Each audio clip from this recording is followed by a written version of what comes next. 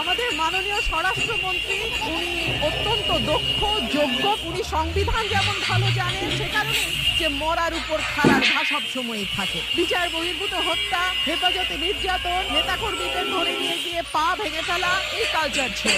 এরপরে অন্তর্বর্তীকালীন সরকারের সময় আমরা দেখলাম মব কালচার, এবং আমি নিজেও 21শে ফেব্রুয়ারি সেটার একজন ভুক্তভোগী। এবং স্বরাষ্ট্রমন্ত্রী এই ব্যাপারে কি কি পদক্ষেপ নেবেন? মব কালচারের ইস্যুটি একটা ডিফারেন্ট ডিবেট।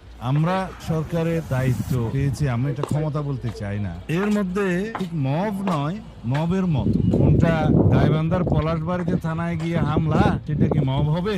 নাকি কোনটা 21শে ফেব্রুয়ারিতে মাননীয় সদস্যের উপরে হামলা হয়েছে, সেটা কি মব হবে? নাকি Uttara business centre, Uttara square সম্ভবত না, সেখানে ঘেরাও করে দোকানপাট ভঙ্গ করেছে, সেটা কি মব হবে? সবকিছুকে মব বলা ঠিক হবে। কিছু আছে সংগঠিত পরিকল্পিত অপরাধ, কিন্তু স্পষ্ট উচ্চারণ